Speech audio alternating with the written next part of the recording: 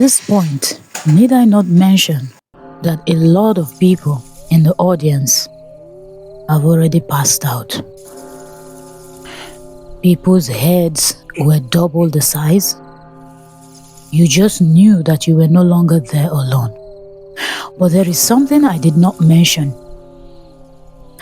Before this weird thing started happening, at some point, some of the villagers that were observant could tell that some of the people that are known to be witches and wizards in the community didn't like how the story was going. And you could see some of them leaving the arena even before the show was over. Some persons was already hinting or speculating that the fact that some of these well-known witches and wizards were leaving, something might happen. But then majority of the people were of the opinion that people should just not read meaning into everything. That it could just be that they don't like it because they're being exposed and they're just gonna go home and that would be the end of it. But then when all the strange things started happening, everybody could tell that those that left are up to something.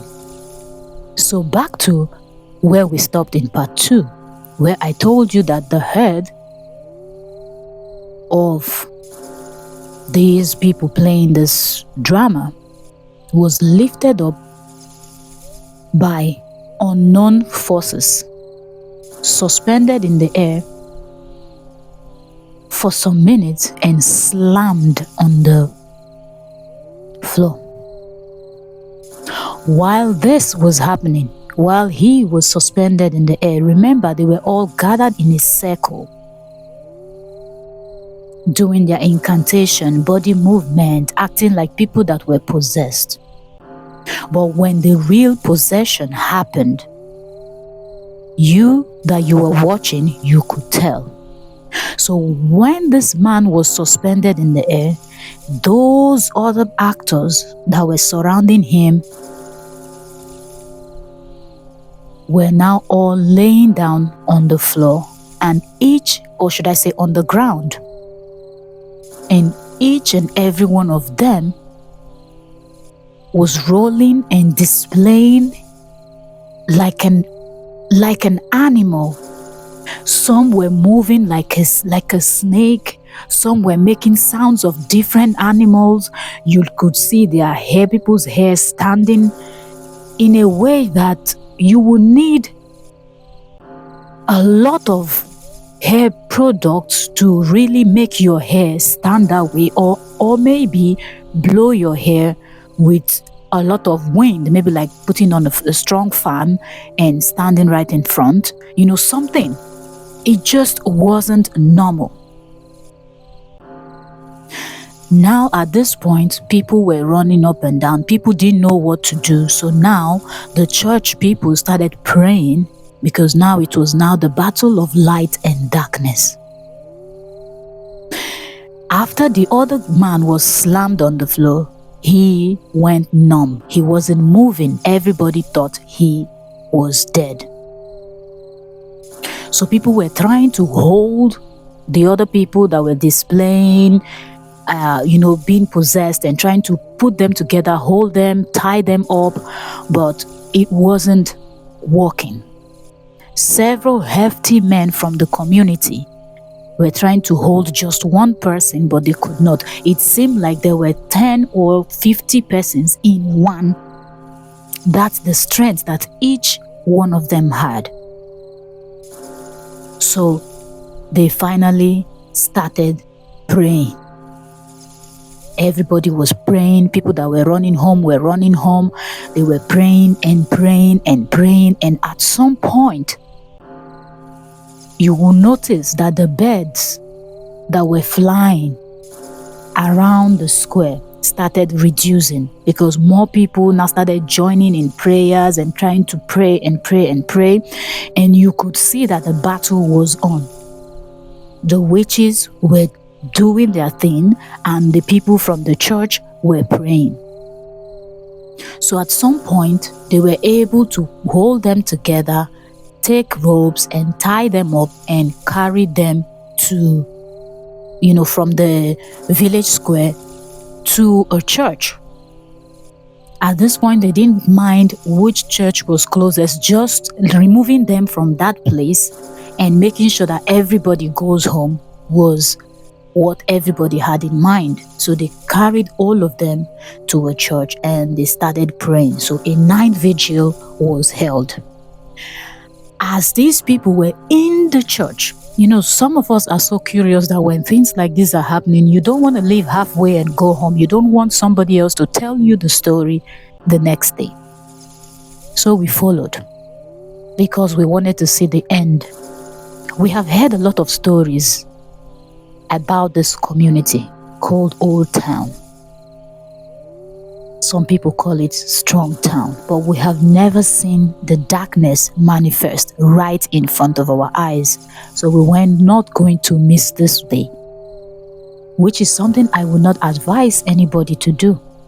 When something like this is happening, distance yourself as far as possible.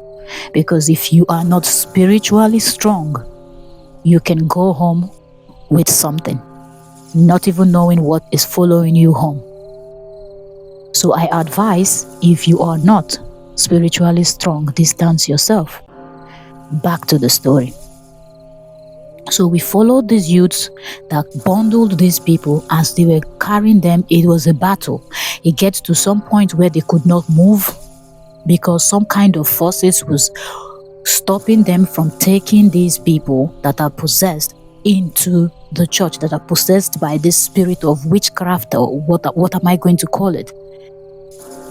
So it was a struggle taking them from point A to point B. But because the youths also were not going to give up, they kept pushing. And after so much struggle, they were able to get all of them into one of the churches, and there the battle continued. They started praying. As they were praying, doors, windows, trust me, this was a beautiful night with the full moon out, no wind, nothing. So where is this wind coming from all of a sudden? As the prayer continued, while these people are rolling, still making animalistic sounds and moving like a snake on the floor and, doing all those kind, you could see the windows of the church, the church building started slamming one after the other. The doors started slamming. The doors were these wooden doors that open one to the left, one to the right.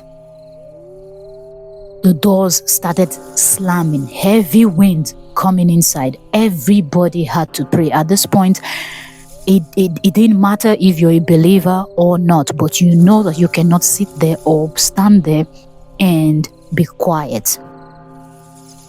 After so much battle, praying and casting and praying and casting, these people were now laying down motionless. Now remember, the guy that played the lead role, after he was lifted up and slammed, he wasn't moving. But when he got into the church, they could not hold him because his strength was the strength of a battalion. Like, he was so strong. He was destroying things. He was hitting down things. But then he somehow came quiet and he wasn't moving anymore. Then the other people that were making other sounds also were like they were all put into this very deep sleep. The next day, people that ran away earlier went to check on them. They were fine. In terms of they could speak, they could eat, they could walk, went back to their homes and everything. But their lives was never the same for a very long time. Because these things kept tormenting them for years upon years upon years. Some of them lost their lives mysteriously. The only person that is still alive as we tell the story is the guy that played the lead role, that was a Catholic member.